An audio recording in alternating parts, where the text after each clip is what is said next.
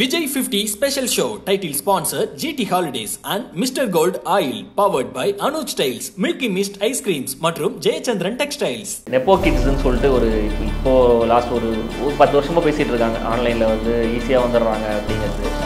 அவங்க அப்பாவுக்கு ஆக்சுவலாக அவர் இன்ட்ரடியூஸ் பண்ணுற ஐடியாவே இல்லைங்கிற மாதிரி தான் நம்ம படிச்சிருவோம். I'm a soldier.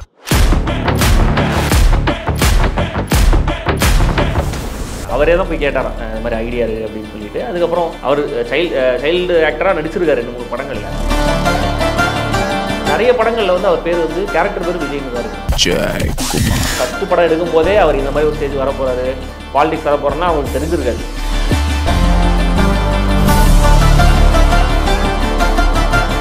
ஸோ அப்போ இனிஷியலாக அவருடைய வயசுக்கு காலேஜ் ஸ்டூடெண்ட்டாக தான் மோஸ்ட்லி நிறைய படங்களில் வந்து அவர் நடித்தது. நான் இங்கே படித்த கிட்டத்தட்ட 11 படங்களில் வந்து விஜய்ங்கிற பேரே நடிச்சிருக்காங்க. ஆக்ஷன் ஹீரோஸ் தான் வந்து பெரிய ஸ்டார்ஸ் ஆயிருக்காங்க நம்ம தமிழ் சினிமாவை பொறுத்த வரைக்கும். இப்போ அந்த ரூட்டு தான் வந்து விஜய் ஃபாலோ பண்ணுறாங்க. இங்கிலீஷ் பார்க்க எல்லாருக்கும் வணக்கம். நான் ரிஜிராத் தெமான். ஸோ இன்னைக்கு நம்ம கூட வந்து கார்த்திக் கிருஷ்ணா ப்ரோ தான் இருக்காப்ல. வணக்கம் பிரதர். வணக்கம். எப்படி இருக்கீங்க? ஃபைன். Okay brother. ப்ரோ இன்னைக்கு நம்ம விஜய் சாரோட பர்த்டே. ஸோ அவரோட ட்ராவல், அவரோட மூவிஸை பற்றி ஒரு கிரிட்டிக்ஸ் பேசினா நல்லாயிருக்கும் அப்படின்னு எனக்கு தோணுச்சு. ஸோ ஃபஸ்ட்டு ஜேர்னிலேருந்து இப்போ வரைக்கும் வந்து அவர் நிறையா படங்கள் வந்திருக்காரு. ஃபஸ்ட் அந்த ஆனால் பிகினிங் ஸ்டேஜில் வந்து ஒரு ஜேர்னி இருந்திருக்கும்ல, ரொம்ப கஷ்டப்பட்டு ஒரு ஹீரோவாக மக்கள் மத்தியில் போய் பதியணும் அப்படின்னு. அது என்னென்ன மூவியில் வந்து பிச் ஆகி அவருக்கு ஒர்க் அவுட் ஆகி அவர் மக்கள் மனசில் உட்காந்தாருங்கிறத முதல்ல நம்ம பேசிடலாமா? இப்போயுமே சொல்லுவாங்களே, அதாவது நெப்போ கிட்ஸ்ன்னு சொல்லிட்டு இப்போ லாஸ்ட் ஒரு 10 வருஷமாக பேசிகிட்டு இருக்காங்க. ஆன்லைனில் வந்து ஈஸியாக வந்துடுறாங்க அப்படிங்கிறது.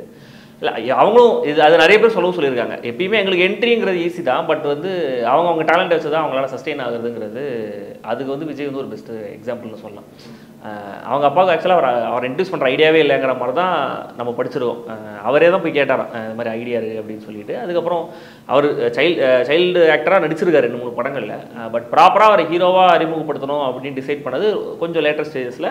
அப்போ தான் வந்து ரசிகனில் வந்து இது பண்ணது. அதுக்கு முன்னாடி செந்தூர பாண்டி இது பண்ணியிருந்தான்னு நினைக்கிறேன். ஏன்னா கூடவே ஒரு விஜயகாந்த் மாதிரி ஒரு பெரிய ஆக்டர் கூட அந்த படத்தில் பையனும் இருக்கும்போது பையனுக்கு கொஞ்சம் ரீச் நல்லா கிடைக்கும், பெட்டராக கிடைக்கும்னு சொல்லிட்டு விஜயகாந்த் கிட்ட கேட்டு அவர் இப்போ விஜயகாந்த் அவரோட வரைவு டைமில் கூட அதை பற்றி சொல்லியிருந்தார். எஸ்ஐசி வந்து அந்த விஷயத்தை அவர் சொல்லியிருந்தார். அப்படி ஒரு சாஃப்ட் லான்ச் தான் அவருக்கு. இன்னொன்று என்னென்னா, கொஞ்சம் அது ஒரு ப்ராப்பரான ஒரு நல்ல ஸ்ட்ராட்டஜி பண்ணாங்கன்ற மாதிரி தான் எனக்கு தோணுது. என்னென்னா, எடுத்த உடனே அவருக்கு வந்து ரொம்ப டூ மச் ஆஃப் இதெல்லாம் ஹீரோயிசம்லாம் பண்ணி ரொம்ப ஓவரான அதாவது அந்த ஏஜுக்கு என்ன மாதிரியான கேரக்டர்ஸ் கரெக்டாக இருக்குமோ அந்த மாதிரியான கேரக்டர்ஸில் அவரை ப்ளே பண்ண வச்சாருங்கன்னு நினைக்கிறேன். ஸோ இனிஷியலாக வந்து அவரோட அப்பா தான் வந்து அவர் மற்ற படங்கள் நடித்தாலுமே அவங்க அப்பா தான் அதை செலக்ட் பண்ணாருங்கிற மாதிரி படிச்சிருக்கேன் நான். ஸோ அதை வந்து அவங்க ப்ராப்பராக ஸ்ட்ராட்டஜி பண்ணியிருக்காங்க. இன்னொரு முக்கியமான விஷயம் என்னென்னா, நிறைய படங்களில் வந்து அவர் பேர் வந்து கேரக்டர் பேர் விஜய்னு தான் இருக்கும். பதிவு பண்ணிக்கிட்டே இருப்பாங்க. ஸோ அது இதெல்லாமே ஒரு நல்ல, அதாவது நீங்கள் ஒரு ஆக்டராக வளரணும். அதாவது ஃபஸ்ட்டு படம் எடுக்கும் போதே அவர் இந்த மாதிரி ஒரு ஸ்டேஜ் வர போகிறாரு, பாலிடிக்ஸ் வர போகிறோன்னா அவங்களுக்கு தெரிஞ்சிருக்காது. பட் அட்லீஸ்ட் நீங்கள் வந்து ஆடியன்ஸ் மனசில் பதியணும், உங்கள் படத்துக்குன்னு ஒரு வரவேற்பு இருக்கணும், உங்கள் போஸ்டரை வந்து பார்த்தாங்கன்னா இந்த படத்துக்கு நம்ம போகலான்னு ஆடியன்ஸ் டிசைட் பண்ணோன்னா அப்போ நீங்கள் ரீச் ஆகணும். ஸோ அதுக்கு என்ன தேவையோ அதை கரெக்டாக பண்ணியிருந்தாங்கன்னு தான் நினைக்கிறேன். ஸோ அப்போ இனிஷியலாக அவருடைய வயசுக்கு காலேஜ் ஸ்டூடெண்ட்டாக தான் மோஸ்ட்லி நிறைய படங்களில் வந்து அவர் நடித்தது. ஆனால் அகைன் கேரக்டர்ஸ் நேம் வந்து ரொம்ப கேட்சியாக இருக்கும். ஒரு ரொம்ப சின்ன பேராக இருக்கும், இல்லை விஜய் அப்படிங்கிற பேரே இருக்கும். நான் இங்கே படித்த கிட்டத்தட்ட 11 படங்களில் வந்து விஜய்ங்கிற பேரே நடிச்சிருக்காரு. ஸோ இது வந்து எந்த ஆக்டருமே அந்த மாதிரி நடித்தது கிடையாது அப்படின்ற மாதிரி ஒரு இடத்துல நான் படித்தேன். ஸோ இதெல்லாம் ப்ராப்பராக பண்ணி கரெக்டாக ஒரு பூயவனுக்காக தான் பெரிய பிரேக், அது எல்லாருக்குமே தெரிஞ்சிருக்கும். அந்த மாதிரி அது ஒரு பெரிய பிரேக்காக கிடச்சதுக்கப்புறம் அவர் கரெக்டாக அதை விடாமல் அடுத்தடுத்து அதே மாதிரியான ரோல்ஸ் அகைன் திரும்பி பூயவனுக்காக கொடுத்த கான்ஃபிடன்ஸ்னால உடனே வந்து அவர் ஓவர் த டாப் ரோல்ஸ் பண்ணல. உடனே அவர் ஒரு மாஸ் ஹீரோவாக தன்னை காமிச்சிக்கணும் அவர் ட்ரை பண்ணல. ரொம்ப மெதுவாக இப்போது என்ன சொல்கிறது, நெஞ்சினிலே மாதிரி ஒரு படம், அதில் கேங்ஸ்டராக வருவார். ஆனால் அதுக்கப்புறம் மின்சார கண்ணா மாதிரி ஃபுல்லாக காமெடி ஃபேமிலி ஓரியன்டான ஒரு படம். ஸோ அப்பப்போ எக்ஸ்பெரிமெண்ட் பண்ணுற மாதிரி தான் பண்ணிட்டு இருக்காரு. தமிழன் படத்தில் கொஞ்சம் சமுதாயத்தை நல்லது பண்ணுற மாதிரி மெசேஜ் சொல்கிற மாதிரியான ரோல்ஸ் இருக்கும்.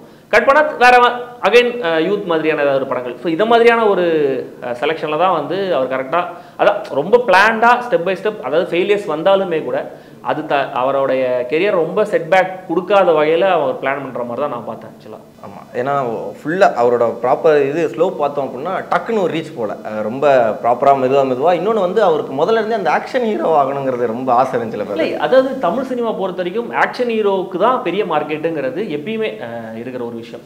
நீங்கள் எவ்வளோ பெரிய ஹீரோவானா இருக்கலாம், ஆனால் நீங்கள் ஒரு ஆக்ஷன் ஹீரோவாக இருக்கும்போது தான் உங்களுக்கான இது ஜாஸ்தியாக இருக்கும், வரவேற்பு ஜாஸ்தியாக இருக்கும், ஓப்பனிங் ஜாஸ்தியாக இருக்கும், நிறைய ரசிகர் கூட்டம் வரும், காலேஜ் பசங்க நிறைய பேர் பார்ப்பாங்க. நீங்கள் ஃபேமிலி ஆடியன்ஸையும் ஆக்ஷன் படத்தில் உள்ளே கொண்டு வரலாம் சென்டிமெண்ட்டெல்லாம் வச்சு. ஆனால் நீங்கள் காலேஜ் ஸ்டூடெண்ட்ஸை வந்து வெறும் சென்டிமெண்ட்டை மட்டும் வச்சு நீங்கள் அட்ராக்ட் பண்ண முடியாது. அதில் காமெடி இருக்கணும், ஆக்ஷன் இருக்கணும், டான்ஸ் இருக்கணும். ஸோ அது ஒரு ப்ராப்பரான பேக்கேஜாக இருக்கும்போது தான் அது வந்து எல்லா ஜென்ரேஷன்லையுமே ஆக்ஷன் ஹீரோஸ் தான் வந்து பெரிய ஸ்டார்ஸ் ஆயிருக்காங்க நம்ம தமிழ் சினிமா பொறுத்த வரைக்கும். ஸோ அந்த ரூட்டு தான் வந்து விஜய் ஃபாலோ பண்ணார். ஆமாம், ஏன்னா வந்து இவர் ஃபஸ்ட்டு வந்து எடுத்த அந்த முதல் நாளைய தீர்ப்பில் வந்து பயங்கர ஆக்ஷன் பண்ணணும்னா எடுபடல. அப்படிங்கும்போது அடுத்து வந்து அவர் எடுத்த அந்த லவ் ஜானர்ஸ் எல்லாமே பயங்கர ஹிட் ஆகி ஒரு ரொமான்டிக் பர்சனாகவே மாறிட்டாப்புல நிறைய பேர் வந்து தேட்டரில் பார்த்தாங்க. ஆனால் இப்போ நம்ம ஊரில் வந்து இருக்கும், இப்போ நீங்கள் ரீசெண்டாக எடுத்துக்கோங்க, சிவகார்த்திகேயன்றது வந்து ஒரு ஆக்ஷன் ஹீரோவாக மாறுறது எவ்வளோ கஷ்டமாக இருக்குது. ஏன்னா கலாய்க்கிறாங்க நம்ம ஊரில், ஏற்றுக்க மாட்டேங்கிறாங்க, டக்குன்னு அவரால் வர முடியல அப்படின்னு. பட் அந்த ஒரு ஜேனர்லேருந்து ஒரு ஆக்ஷன் சீக்கனாக வர்றதுக்கு, ஒரு ஆக்ஷன் ஹீரோவாக வர்ற ஒரு கமர்ஷியல் ஹீரோவாக ஆகிறதுக்கு வந்து கில்லி மாதிரி ஒரு படம் தேவைப்படுது இல்லை? இல்லை, நிறைய பேர் கில்லி தான் சொல்லுவாங்க. ஆக்சுவலாக திருமலையிலே அவர் ஆக்ஷன் ஹீரோவாக மாறிட்டார். அதை நிறைய பேர் மென்ஷன் பண்ணுறது கிடையாது. கில்லிக்கு ஒரு வருஷம் முன்னாடியே திருமலை வந்து பகவதி இருந்துச்சு. பகவதி வந்து அவ்வளோ பெரிய ஹிட் கிடையாது. பகவதி வில்லன் ஆக்சுவலாக ஒரே நாள் ரிலீஸ் ஆன படம், வில்லன் தான் ஹிட் ஆச்சு. ஆனால் வந்து திருமலை வந்து அவருக்கு ப்ராப்பரான ஒரு சூப்பர் ஹிட் படம், கவிதாலயா பேனரில் அவர் நடித்த படம். அது ப்ராப்பராகவே ஒரு மாஸ் ஹிட்டு, கமர்ஷியல் ஹிட்டு தான் அது. அதுக்கப்புறம் தான் கில்லி. இன்னொன்று என்னென்னா அவர் பண்ண இன்னொரு ஸ்ட்ராட்டஜி என்னென்னா, சேஃபாக போன ஜென்ரேஷனில் சூப்பர் ஸ்டார் பண்ண ஒரு விஷயத்தை அவரும் ரெப்ளிகேட் பண்ண ட்ரை பண்ணார். மற்ற மொழிகளை சக்ஸஸ் ஆன படங்களை ரீமேக் பண்ணுறது. ஸோ அவரோட நிறைய படங்கள் ரீமேக் படங்கள் இருக்குது. மலையாளத்துலேருந்தோ தெலுங்குலேருந்தோ ரீமேக் படங்கள் பண்ணியிருக்காரு. இவரோட படங்களுமே கூட வேறு மொழியில் ரீமேக் ஆகிருக்கு. ஸோ அதுவுமே கூட அவர் பண்ண பிளான் தான், ஒரு நல்ல ஸ்ட்ராட்டஜி தான். ஏன்னா இப்போ இந்த ஓடிடிங்கிறதுனால ரீமேக்குங்கிற ஒரு விஷயமே வந்து கொஞ்சம் கொஞ்சமாக காணாமல் போயிடும் நினைக்கிறேன் நான். பட் அப்போ அவருக்கு அந்த ஒரு லக்ஸுரி இருந்ததுன்றது அவருக்கு ஒரு அட்வான்டேஜாக இருந்தது. அது கரெக்டாக யூஸ் பண்ணிட்டார். அதுக்கு எல்லா படத்தையும் இஷ்டத்துக்கு என்ன எல்லா ஹிட்டான எல்லா படங்களையும் ரீமேக் பண்ணல. தனக்கு எது கரெக்டாக இருக்குமோ, தன்னுடைய கோலுக்கு எது சரியான ஒரு படமாக இருக்குமோ, எந்த கேரக்டர் நம்மளால் கரெக்டாக போர்ட்ரே பண்ண முடியுமோ அதை தான் அவர் செலக்ட் பண்ணார். அவர் எல்லா படங்களையும் அவர் செலக்ட் பண்ணார். ஸோ திருமலை வந்து அவர் நிஜமாவே ப்ராப்பராக அகைன் என்னென்னா நீங்கள் சொல்கிற மாதிரி தான் அந்த இமேஜை உடச்சிட்டு வெளியில் வருதுங்கிறது ரொம்ப ரொம்ப ரொம்ப கஷ்டமான விஷயம். ஆடியன்ஸ் வந்து நம்மளை சீரியஸாக எடுத்துக்கணும்ல. நீங்கள் சொல்கிற விஷயத்த வந்து விளையாட்டை எடுத்துக்கூடாது. எல்லா ஹீரோஸுக்குமே அந்த ஒரு ஃபேஸ் இருக்கும். நீங்கள் பார்த்தீங்கன்னா எல்லா ஹீரோஸுமே வந்து ரொம்ப சீரியஸாக ஏதாவது ட்ரை பண்ணியிருப்பாங்க. அப்போ அவங்க கலாய்ப்பாங்க, இதெல்லாம் நீ பேசலாமா அப்படின்ற மாதிரியான ஒரு டோனில் தான் ஆடியன்ஸ் ரிசீவ் பண்ணுவாங்க. கொஞ்சமாக நீங்கள் ஆடியன்ஸ் வந்து நீங்கள் கன்வின்ஸ் பண்ண வைக்கணும். ஓகே, என்னால் இதை சொல்ல முடியும், என்னால் லார்ஜர் தென் லைஃப் ஹீரோவாக வந்து என்னை போர்ட்ரே பண்ணிக்க முடியுங்கிறத நீங்கள் ஆடியன்ஸை நம்ப வைக்கிற அந்த பாயிண்ட் இருக்கு இல்லையா, அது வரது தான் ரொம்ப ரொம்ப கஷ்டம். ஏன்னா புதிய கீதை படம்லாம் நிறைய பேர் ட்ரோல் பண்ணாங்க. எனக்கு நல்லா ஞாபகம் இருக்குது. நான் ஸ்கூல் தான் படிச்சுட்டு இருந்தேன் நினைக்கிறேன் அந்த டைமில். எனக்கெல்லாம் ரொம்ப பிடிக்கும். நீங்கள் ஒரு அந்த ஏஜில் பார்க்கும்போது உங்களுக்கு அப்படி ஒரு ஹீரோவை பார்க்கும்போது அவர் பண்ணுற விஷயங்கள்லாம் பயங்கர இன்ஸ்பைராக இருக்கும். அவர் பயங்கர எனர்ஜியாக இருப்பார் அந்த படத்தில். அதில் சரியான கேரக்டர் அவர் சூப்பராக கேரி பண்ணிடுவார். அந்த படம் இப்போ பார்க்கும்போது இப்போ இருக்கிற ஆடியன்ஸ் கிரிஞ்செல்லாம் சொல்லலாம், என்ன வேணா இருக்கலாம். அப்போது அந்த டைமில் அவரோட ஃபுல் எனர்ஜி, அதாவது நீங்கள் வந்து அவருடைய எப்பயுமே சொல்லுவாங்க இல்லையா, அவர் கேமரா ஆஃப் பண்ணால் டோட்டலாக வேறு மாதிரி ஒரு ஆளாக மாறிடுவார். ரொம்ப போய் அமைதியாக போய் உட்காந்துருவார். அவர் யார் சொல்லியும் போக மாட்டார். அவர் பாட்டு ஹீல் பி டு ஹிம்செல்ஃப்ன்ற மாதிரி சொல்லிட்டு இருப்பாங்க. கேமரா ஆன் பண்ணால் டோட்டலாக அந்த கேரக்டராக ட்ரான்ஸ்ஃபார்ம் ஆகிடுவார்ன்ற மாதிரி அந்த எனர்ஜியை வந்து நீங்கள் பார்க்க முடியும். புதிய கீதை வந்து இப்போ பார்த்தாலுமே கூட அஃப்கோர்ஸ் இப்போ வந்து அதே என்டர்டெயின்மெண்ட் வேல்யூ இல்லாமல் போகலாம். பட் ஸ்டில் அந்த கேரக்டரை வந்து விஜய் வந்து ரொம்ப நல்லா கேரி பண்ணியிருப்பார். அகைன் அப்போ வந்து இது நிறைய பேர் ட்ரால் தான் பண்ணாங்க. அவர் நிறைய அதில் வந்து நிறைய இன்ஸ்பைரிங் டைலாக்ஸ்லாம் சொல்லுவார். அந்த மாதிரி நிறைய அட்வைஸ்லாம் இருக்கும். அந்த மாதிரி ஹீரோ வில்லனை வந்து அட்வைஸ் பண்ணியே தீர்த்துருவார். அந்த மாதிரியான இதெல்லாம் இருக்கும். ஸோ அதை கொஞ்சமாக ஆடியன்ஸை பழக்கி அது ஒரு பாயிண்ட் பிரேக் ஆகிறது திருமலை மாதிரி ஒரு படம் தேவைப்படுது. அந்த மாதிரி ஒரு பேக்கேஜ் தேவைப்பட்டது. நீங்கள் ஜஸ்ட் திருமலையை வந்து ஒரு ஓல்ட் ஸ்கூல் படமாக நீங்கள் ப்ரெசென்ட் பண்ணியிருந்தா மேபி அது ஒர்க் அவுட் ஆகாமல் போயிருக்கலாம். அது வந்து அந்த மாதிரியான ஒரு மேக்கிங், அந்த மாதிரியான ஒரு மியூசிக், வித்யாசாகரோட மியூசிக் எல்லாம் சேர்ந்து அது அவருக்கான அந்த ஒரு மாஸ் இமேஜை கரெக்டாக பில்டப் பண்ணி கொடுத்துச்சு.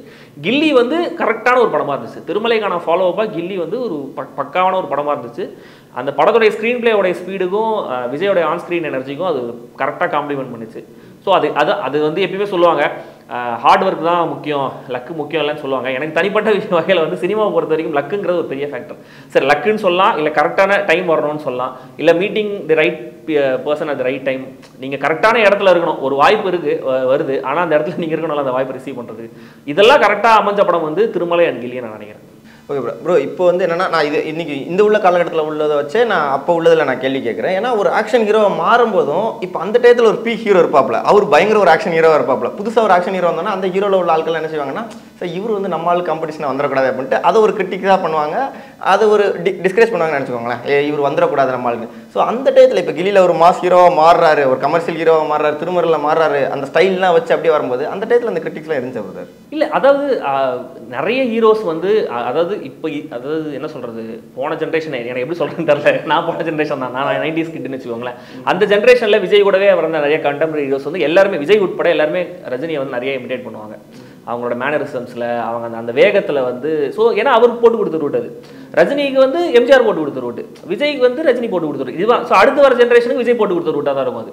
ஸோ அவங்க வந்து ரஜினி இமிடேட் பண்ணும்போது அந்த விமர்சனம் கண்டிப்பாக வரும். நிறைய விமர்சனங்களில் வந்து ரஜினி இமிடேட் பண்ணுறதை தவிர்க்கலாம், அது கொஞ்சம் டூ மச்சாக இருக்குது, அதில் அழகாக இருக்குது, இது ரெண்டு வகையான விமர்சனங்கள் இருக்குது. அண்ட் இப்போ சோஷியல் மீடியா இருக்கிறதுனால ஆடியன்ஸ் எவ்வளோ இன்செக்யூராக இருக்காங்கன்றதுனால தெரிஞ்சிக்க முடியுது. அப்போ தெரியறது இல்லை. அப்போல்லாம் நம்ம அவ்வளோ நீங்கள் கிரவுண்டில் ஏதாவது ரசிகர் மன்றத்தில் ஏதாவது தகராறு அந்த மாதிரி இருந்தால் தான் நம்மளுக்கு தெரியுமே தவிர, எனக்கு என்ன ஞாபகம் இருக்குன்னா ஃபர்ஸ்ட் ஷோ நாங்கள் வந்து வில்லன் படம், நான் ஸ்கூல் படிச்சுட்டு இருந்த டைமில் வில்லன் படம் பார்க்கும்போது டீ கடையில் வந்து பேசிகிட்டு இருந்தாங்க, இந்த மாதிரி பகவதி ரிலீஸ் ஆயிருக்கு, நான் சத்யம் தேட்டர் எதுக்கு அவர் டீ கடையில் நின்று கவனிச்சுட்டு இருக்கேன், பேசிகிட்டு இருக்காங்க. இந்த மாதிரி வந்து என்ன பயங்கரமாக வந்து பகவதியில் வந்து அவர் ட்ரெயின்லாம் ஓட்டுறாராமே அப்படிலாம் வந்து கலாச்சிட்டு இருக்காங்க அஜித் ஃபேன்ஸு விஜய் பகவதி படத்தை. பக்கத்தில் ஒரு விஜய் ஃபேன், நான் போ உங்காலும் போ எல்லாம் பெல்ட்டிலாம். ஸோ இது மாதிரி ஒரு கவுண்டர் டக்குன்னு அவங்களுக்கு என்ன சொல்கிறதுன்னு தெரியல. ஏன்னா அந்த படத்தில் அஜித் வந்து ஒரு பாத்ரூம் ஃபைட் ஒன்று இருக்கும், ஏர்போர்ட்டில் நடக்கிற ஃபைட்டு, அதில் பயங்கரமாக வந்து மேட்ரிக்ஸ் மாதிரிலாம் கொஞ்சம் இது பண்ணியிருப்பாங்க, இமிடேட் பண்ணியிருப்பாங்க அதை. ஸோ இந்த லெவலில் மேபி இருந்திருக்கலாம். பட் இப்போ ஆன்லைன் வந்ததுக்கப்புறம் அதில் ஒரு அனானிமஸ் ஐடென்டிட்டி கிடையாது இல்லையா உங்களுக்கு, நீங்கள் என்ன வேணால் பேசலாம், யாரும் உங்களை எதுவும் பண்ண மாட்டாங்கன்னும் போது மேபி இப்போ அந்த இன்செக்யூரிட்டிலாம் கொஞ்சம் வெளிப்படையாக வருது, டேரெக்டாக அப்போஸ் பண்ணுறாங்களா இருக்கலாம். பட் அந்த டைமில் அந்த மாதிரி இருந்த மாதிரி தெரியல. பட் எல்லாருக்குமே கிளியராக தெரிஞ்சது விஜய் வந்து இப்படியான ஒரு ரஜினி மாதிரியான ஒரு சூப்பர் ஸ்டாராக தான் அவர் ட்ரை பண்ணிட்டு இருக்காருங்கிறது எல்லாருமே தெரிஞ்சு, அவன் சைடு யாரும் அதை மறுக்கலை.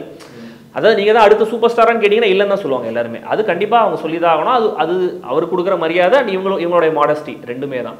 ஆனால் கோல் என்ன அப்படின்னு பார்க்கும்போது கண்டிப்பாக ஒரு டாப் ஹீரோ ஆகணுங்கிற ஒரு கோலாக தான் இருக்கும். கண்டிப்பாக அதுக்கான இன்செக்யூரிட்டிஸ் வந்து அதான் அப்போ வந்து இப்போ இருக்கிற அளவுக்கு அப்போ தெரியல, மேபி இருந்திருக்கலாம். ஆமாம், அப்போ சோஷியல் மீடியா இருந்துச்சுன்னா மேபி கண்டிப்பாக தெரிஞ்சிருக்கலாம். ஆமாம்.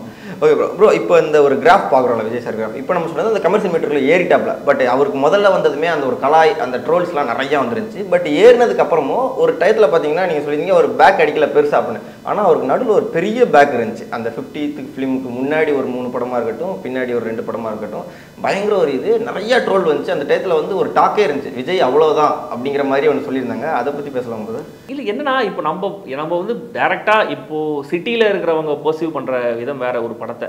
நீங்கள் சிட்டியை தாண்டி ஒரு ஜஸ்ட்லீஸ்ட் நம்ம தாம்பரம் தாண்டி நீங்கள் போனீங்கனாலே ஒரு படத்தை வந்து ஆடியன்ஸ் பர்சீவ் பண்ணுற விதம் வேறு. சிட்டியில் ஓடுற படங்கள் எல்லாமே அங்கே ஓடாது, அதே மாதிரி வயசு வருஷம் அங்கே ஓடுற படங்கள் எல்லாமே சிட்டியில் ஓடணுன்ற அவசியம் கிடையாது. ஸோ நான் கேள்விப்பட்ட வரைக்கும் விஜய் படங்கள் எதுவுமே டோட்டலாக பயங்கர லாஸ்லாம் இருந்தது கிடையாது. ஏன்னா திரும்பி அவருக்கு அடுத்த படம் வரணும்ல, மேபி அவர் சொந்த படம் கூட எடுத்துருக்கலாம், வேறு யாராவது கூட அவர் ஹெல்ப் பண்ணியிருக்கலாம். பட் ஸ்டில் அவருக்குன்ற ஒரு மார்க்கெட் இருந்ததுனால தான் அவர் படங்களுக்கு தொடர்ந்து ஏதோ ஒரு வகையில் வரவேற்பு இருந்திருக்கு. அப்படி தான் நான் பார்க்குறேன். எந்த இடமே பயங்கரமான ஒரு லாஸு மேபி ஏதாவது ஒரு 2-3 படம் இருந்துருக்கலாம், கண்டிப்பாக இருந்துருக்கலாம், எல்லா ஹீரோஸுக்குமே இருக்கும் அது. பட் அதை தாண்டி அவருடைய படங்கள் வந்து பெரிய லாஸ் ஆகிடுச்சு, அவருடைய மார்க்கெட்டே டோட்டலாக காலி அப்படிங்கிற மாதிரி அந்த மாதிரி ஒரு நிலைமை வந்து மேபி மீடியாவில் பேசியிருக்கலாம். அப்போது அவள் தான் இதுக்கப்புறம் அவர் என்ன நடிப்பாருன்றது அது எல்லா ஆக்டர்ஸும் ஃபேஸ் பண்ணுற ஒரு பிரச்சனை தான். எல்லா ரஜினிக்கே வந்திருக்கும், அவரோட படங்கள் நிறைய படங்கள் வந்து எதிர்பார்த்த வெற்றி அடையாமல் இருந்திருக்கு, எல்லா ஹீரோஸுமே அந்த மாதிரி வந்திருக்கு. அதை தாண்டி அவங்க வராங்கன்னும் போது தான் அவங்க அந்த லீக் டச் பண்ணுறாங்க இல்லையா. ஸோ அது வந்து மேபி அந்த டைமில் அவருடைய கெரியருக்கு அது தேவைப்படுற ஒரு இதுவாக கூட இருந்திருக்கலாம், தடங்களாக கூட இருந்திருக்கலாம். ஓகே, இன்னும் கூட கொஞ்சம் கேர்ஃபுல்லாக வந்து அவர் படங்கள் செலக்ட் பண்ணோங்கிற ஒரு ஜட்மெண்ட்டாக இருக்குது. அதனால தான் பார்த்தீங்கன்னா கொஞ்சம் கொஞ்சமாக அவருடைய படங்களும் வந்து லைக் நம்பர் ஆஃப் படங்களும் வந்து கம்மியாகிட்டே வந்திருக்கு. வருஷத்துக்கு ஒரு படம் அப்படிங்கிறது 2 வருஷத்துக்கு ஒரு படங்கிற மாதிரி கொஞ்சமாக கம்மியாகிட்டே வந்ததுக்கும் இது ஒரு காரணமாக இருக்கலாம். இன்னும் கூட கொஞ்சம் கேர்ஃபுல்லாக பண்ணணும் அப்படின்னு சொல்லிட்டு. இன்னொன்று, அவர் நம்பி சில டேரக்டர்ஸ் வந்து கூப்பிட்டு வாய்ப்புகள் கொடுக்கும்போது அவருக்கு வாய்ப்பு கொடுத்தாருன்னும் போது மேபி அட்லீஸ்ட் ஓகே ஒரு நல்ல கொலாபரேஷனாக இருக்குன்னு அவர் எதிர்பார்க்கும் போது அது கை கொடுக்காத போது அது அவர்களே இல்லை இல்லையா. எல்லாருமே வந்து நீங்கள் ஸ்கிரிப்டை பார்க்கும்போது ஒரு படம் தெரியும், நரேஷன் சொல்லும் போது ஒரு படம் தெரியும், ஷூட்டிங்கில் நடிக்கும்போது ஒரு படம் நீங்கள் மைண்டில் வச்சுப்பீங்க. ஆனால் எடிட்டேபிள் அது எப்படி வருதுங்கிறத அது யாருமே ஜட்ஜ் பண்ண முடியாது. ஆஹாவோன்னு கதையை சொல்லிட்டு பயங்கரமாக சொதப்புற ஆட்களும் இருக்காங்க. ஸோ அதுக்கு வந்து சோலா வந்து ஒரு ஹீரோ மட்டுமே காரணம் அப்படிங்கிற மாதிரி கிடையாது, ஒரு கலெக்டிவ் ஃபெயிலியர் தான். என்னென்னா ஒரு படம் ஓடும்போது ஹீரோவுக்கு மொத்த கிரெடிட் கொடுக்கும்போது ஓடாத போது நீங்கள் ஹீரோவுக்கு மொத்த இதையும் கொடுங்களேன் அப்படிங்கிற மாதிரி தான் அதை நம்ம அப்படி தான் பார்க்குறாங்க. அப்படி வேணால் பார்க்கலாம். பட் நீங்கள் சொன்ன மாதிரி டோட்டலாக விஜயே காலி இனிமேல் வரவே மாட்டாருங்கிற மாதிரியான ஒரு ஃபேஸ் இருந்த மாதிரி எனக்கு தெரியல. மேபி ஒரு பரபரப்புக்காக ஏதாவது மீடியாவில் எழுதியிருக்கலாம். அஜித்துக்கு எழுதுனாங்களும் இருக்காங்க. அப்படி பார்த்தீங்கன்னா எல்லாருக்குமே அந்த மாதிரி ஒரு ஃபேஸ் வரும். ஸோ அது வந்து ஒரு பெரிய செட்பேக்காக அவர் இல்லைன்னு நான் நினைக்கிறேன். ஓகே, சுறா படம் ரொம்ப எக்ஸ்பெக்டேஷன் வச்சு வந்த படம்னு எனக்கு தெரியும்.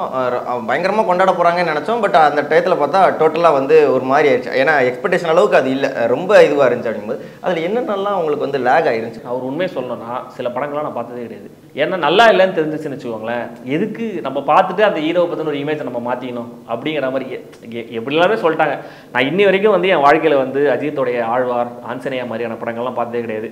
விஜயோடைய சுறா வந்து நான் இன்னி வரைக்கும் பார்த்ததில்லை. கதை தெரியும், அப்பப்போ நம்ம போடும்போது ஏதாவது சீன் வரும். ஸோ பிச்சு நம்ம மற்ற படத்தையும் அங்கங்கே பார்த்துருப்போம். அப்படி தான் தெரியுமா, நான் ஒரு சிங்கிள் குள்ள உட்காந்து அந்த படத்தை நான் பார்த்ததே கிடையாது. எந்த பாயிண்ட்லையுமே நான் அந்த படத்தை பார்த்தது கிடையாது. நான் பார்த்த வரைக்குமே ஆனால் மேக்கிங்காக ரொம்ப ரொம்ப சுமாராக இருந்தது அந்த படம். முதல்ல விஜயோடைய கெட்டப் வைஸே அவங்க ரொம்ப கான்சன்ட்ரேட் பண்ணல, ரொம்ப அலட்சியமாக விட்டுட்டாங்கன்ற மாதிரி தான் நான் ஃபீல் பண்ணேன். பாட்டெல்லாம் ஹிட்டாச்சு, அதை பற்றி நம்ம தனியாக வேணால் பேசலாம். விஜயோடைய வெற்றிக்கு அதுவும் ஒரு முக்கியமான காரணம். அதில் மேக்கிங்காக பெரிய கான்சன்ட்ரேட் பண்ணல. அண்டு என்ன சொல்கிறது, அப்போ இருக்கிற ஆடியன்ஸோடைய டேஸ்ட்டுக்கு அது செட் ஆகலைங்கிற மாதிரி தான் நான் பார்த்தேன். கரெக்டாக ப்ரோ. இப்போ நீங்கள் சொல்லிங்க தெரியுமா, நம்ம சென்னையில் ஒரு டேஸ்ட் இருக்கும், கட் பண்ணி அங்கிட்டு போனோம்னா அங்கே உள்ளவங்களுக்கு வேற ஒரு டேஸ்ட் இருக்கும். அது இங்கே ஒட்டாது, இது அங்கே ஒட்டாது அப்படிங்கிற மாதிரி இருக்கும். பட் வந்து விஜய் சார் வந்து இந்த பக்கா கமர்ஷியல் மீட்டருக்குள்ள உள்ள ஒரு ஆள்னு வச்சுக்கோங்களேன். இப்போ ரஜினி சார் கூட வந்து அப்பப்போ முதல்ல ஸ்டார்டிங்கில் கொஞ்சம் ஆக்டிங்கான படங்கள் பண்ணியிருப்பாப்புல. விஜய் சார் வந்து ஃபுல்லாகவே அந்த கமர்ஷியல் ஓரியன்ட் ஃபிலிம்ஸ் தான் பண்ணாப்புல. ஆனால் விஜய் சாருக்கு வந்து இன்ன வரைக்கும் அவர் ஒரு நடிகனாவே ஏற்றுக்காம சில ஃபிலிம் கிரிட்டிக்ஸ்லாம் இருக்கிறாங்க. உங்களுக்கு தெரியும், அவங்கெல்லாம் வந்து மேதைகள் அப்படின்னு சொல்லுவாங்க அவங்கள. அதை பற்றி என்ன பிரதர் நீங்கள்? ஏன்னா அந்த டேஸ்ட் ஒட்டவே மாட்டேங்க உங்களுக்கு அப்படின்னு. இல்லை, அது ஒரு பெர்செப்ஷன் தான். நீங்கள் எப்பயுமே ரசனையை பொறுத்த வரைக்கும் இதுதான் சரி இதுதான் தப்புன்னு நீங்கள் எந்த ஒரு இதையுமே வந்து டிஃபைன் பண்ணவே முடியாது. ரசனைங்கிறது ஒருத்தர் நீங்கள் ஒரு விஷயத்த எப்படி பர்சீவ் பண்ணுறீங்கன்றது, நீங்கள் எப்படி வளர்ந்துருக்கீங்க, உங்களுடைய இது என்ன, எஜுகேஷன் என்ன, உங்களுடைய பேக்ரவுண்ட் என்ன, உங்களை சுற்றி இருக்கிற ஃப்ரெண்ட்ஸ் யார், அந்த மாதிரி தான் உங்கள் ரசனை வந்து அப்படி தான் டிசைட் ஆகுதே தவிர யூனிவர்சலாக இது ஒரு ரசனை, இது எல்லாருக்கும் இப்படி தான் இருக்குங்கிறத நீங்கள் எந்த படத்துக்குமே சொல்ல முடியாது. உலக அளவில் எதுக்குமே, படம் மட்டும் கிடையாது, எனி ஆர்ட். நீங்கள் எந்த ஆர்ட்டுமே வந்து ஒரு பெயிண்டிங் ஒருத்தருக்கு பிடிக்கலாம், ஒருத்தருக்கு பிடிக்காமல் போகலாம், ஒரு கவிதை ஒருத்தருக்கு புரியலாம், ஒருத்தருக்கு புரியாமல் போகலாம். அந்த மாதிரி தான் விஜய் வந்து ஒரு நல்ல ஆக்டர் இல்லைன்னு சொல்கிறவங்களுக்கு மேபி அவங்களுக்கான காரணங்கள் நீங்கள் கேட்டிங்கன்னா சொல்லுவாங்க, ஏன் இல்லை அப்படின்றதுக்கு. நான் என்ன நீங்கள் கேட்டிங்கன்னா விஜய் வந்து ஒரு நல்ல ஆக்டர்னு நான் சொல்லுவேன். ஏன்னா பேக் டு பேக் கமர்ஷியல் படங்கள் நடிச்சிட்டு இருக்கும்போது காவலன் மாதிரி ஒரு படம் வந்து எவ்வளோ பேர் பண்ணுவாங்கன்றது எனக்கு தெரியல. அதில் ஹீரோயிசம் கிடையவே கிடையாது. ஓப்பனிங் ஒரு ரெண்டு ஃபைட் இருக்குது, இந்த விண்ணை காப்பான் ஒரு ஓப்பனிங் சாங் இருக்குது. அதை தாண்டி அந்த படம் வந்து டோட்டலாக வந்து ஒரு கேரக்டருக்கான ஒரு படம் தான். அதில் நீங்கள் மற்ற படங்களில் பார்க்குற கில்லி விஜய்லாம் நீங்கள் அதில் பார்க்க முடியாது. காவலன் விஜய் வந்து, அதாவது என்னுடைய மோஸ்ட் ஃபேவரட் விஜய் படம் வந்து காவலன் தான். அவ்வளோ, அதாவது யார், அதாவது வேற ஒரு ஆள் மாதிரி இருப்பார் அவர். இவ்வளோ நாளாக நம்ம பார்த்த விஜயா அதுங்கிற மாதிரி இருக்கும். ரொம்ப ரொம்ப சாதாரணமாக அந்த கேரக்டருக்கு என்ன தேவையோ அது ரொம்ப இறங்கி வந்து நீங்கள் அந்த யாரது பாட்டெலாம் பார்த்தீங்கன்னா அவருக்கு அடிபட்டுக்கிட்டே இருக்கும். அவர் அது கொஞ்சம் காமிக்கலாக அதை பண்ணியிருப்பாங்க. மலையாளத்தில் அது இருந்து, மலையாளத்தோட ரீமேக் தான் அது. பாடிகார்டோட ரீமேக் தான் காவலன். ஆனால் அந்த கேரக்டருக்கு என்ன தேவையோ அது தேவையில்லாமல் எக்ஸ்ட்ராவாக எதுவும் சேர்க்காம அதை பக்காவாக அவர் ப்ளே பண்ணியிருப்பாரு. ஸோ அந்த படத்தில் வந்து விஜய் ஒரு நல்ல பர்ஃபார்மர், ஒரு நல்ல ஆக்டருங்கிறத நீங்கள் புரிஞ்சிக்க முடியும். நீங்கள் அதாவது அட்லி எடுக்கிற கமர்ஷியல் படங்களில் இருக்கிற ஆக்டர் விஜய்ங்கிறது வேற, காவலன் மாதிரியான படங்கள் இருக்கிற ஆக்டர் விஜய்ங்கிறது வேற. அவரால் கரெக்டாக அதை டிஃபரன்ஷியேட் பண்ண முடிஞ்சிருக்குன்னு தான் நான் நினைக்கிறேன். மேபி அதாவது நம்ம ஊரில் பெர்ஃபார்மன்ஸுக்குன்னு ஒரு மீட்டர் ஒன்று வச்சுருப்பாங்க, இது இப்படி பண்ணாதான் பெர்ஃபார்மன்ஸ் அப்படின்ற மாதிரி ஒரு மீட்டர் வச்சுருப்பாங்க. மேபி ஒவ்வொருத்தருடைய மீட்டரை வந்து எல்லாருமே வந்து அதை வந்து அந்த எக்ஸ்பெக்டேஷன்ஸ் வந்து மீட் பண்ணுறது ரொம்ப ரொம்ப கஷ்டம். கண்டிப்பாக வந்து என்ன சொல்கிறது, எல்லாராலையும் ஒத்துக்க முடியும் விஜய் வந்து ஒரு பேங்கபிள் ஆக்டர். அவரால் வந்து அவர் கண்டிப்பாக சொதப்பலான ஒரு பர்ஃபார்மன்ஸ் கொடுக்க மாட்டாருன்றதை நீங்கள் சொல்கிற அந்த சோகால் கிரிட்டிக்ஸ் கூட ஒத்துப்பாங்க தான் நான் நினைக்கிறேன். ப்ரோ இப்போ அதுதான், இப்போ அட்லி ஒரு மெர்சல்னு ஒரு படம் நடிக்கிறாப்புலன்னா அது ஒரு பீக்குக்கு போகுது. பட் ஆனால் காவலனில் பயங்கரமாக வந்து நடிக்கிறாப்புல. பட் அது அந்தளவுக்கு ஒரு பீக் எடுக்க மாட்டேங்குதுன்னா வந்து ரசிகர்கள் ஏற்றுக்க, ஏன்னா படம் பார்க்க போகிறது ரசிகர்கள் ப்ளஸ் வந்து ஆடியன்ஸ் சேர்த்து தான். ஸோ அவங்க ஏற்றுக்க மாட்டேங்காங்கன்னு நினைக்கிறீங்களா? இல்லை, காவலன் டைமில் காவலன் கூட ரிலீஸ் ஆன படம் வந்து சிறுத்தை வந்து கம்பேர் பண்ணும்போது மோர் கமர்ஷியல் படம். இன்னொன்று காவலன் ரிலீஸில் நிறைய பிரச்சனை இருந்தது. அப்போ வந்து விஜய் படம் வந்து பிரச்சனை இல்லாமல் ரிலீஸ் ஆனால் தான் ஒரு பெரிய அதிசயங்கிற மாதிரி இருந்தது அந்த டைமில். தலைவா, இந்த காவலன், இதுக்கெல்லாமே எல்லா படங்களுக்குமே ரிலீஸில் வந்து பிரச்சனை வந்தது. ஸோ அது ஒரு மேபி அது ஒரு காரணமாக இருக்கலாம். இன்னொன்று வந்து காவலன் வந்து கமர்ஷியல் படம் கிடையாது. காவலன் வந்து ஃபேமிலி ஆடியன்ஸுக்கான ஒரு படம். காவலனுமே கூட ஹிட்டு தான். அந்த டைமில் வந்து மூணு படங்கள் வந்துச்சு, ஆடுகளம், காவலன், சிறுத்தை. ஸோ இந்த மாதிரியான ஒரு காம்படிஷனில் 3 படங்களுமே ஹிட் ஆகுதுங்கிறதே ஒரு பெரிய விஷயம் தான். சிறுத்தை வந்து பிளாக் பஸ்டர் ஆகிடுச்சு. ஏன்னா சிறுத்தை வந்து இட் வாஸ் மோர் கமர்ஷியல். அது எல்லா தரப்பு ஆடியன்ஸுக்கும், ஏன்னா அதில் காமெடி ரொம்ப ஜாஸ்தியாக இருந்தது, பாட்டெல்லாம் ரொம்ப மாசாக ஹிட் ஆச்சு. ஒரு டிப்பிக்கலான ஒரு கமர்ஷியல் ஹீரோக்கான படமாக இருந்துச்சு. காவலன் வந்து அப்படியான ஒரு படம் கிடையாது. அதில் வந்து மேபி விஜயை வந்து இனிஷியலாக விஜய் ஃபேன்ஸுக்கு வந்து மேபி அது ஒரு டிசப்பாயின்மெண்ட்டாக இருந்திருக்கலாம். என்னடா நம்ம வழக்கமாக பார்க்குற விஜய் இல்லையேன்ற மாதிரி. பட் கண்டிப்பாக வந்து யாருக்கும் டிசப்பாயின்மெண்ட்டாக இருந்திருக்காது அந்த படம். அந்த படமும் ஹிட்டு தான் ஆச்சு. நினச்ச அளவுக்கு பெரிய பிளாக் பஸ்டர் இல்லாமல் போயிடலாம், கில்லி அளவுக்கோ இல்லை மற்ற மெர்சல் அந்த மாதிரி படங்கள் அளவுக்கோ. பட் காவலனுமே கூட ஹிட்டு தான். Vijay 50 special show title sponsor GT Holidays and Mr. Gold Oil powered by Anuj Styles, Milky Mist Ice Creams மற்றும் ஜெயச்சந்திரன் Textiles.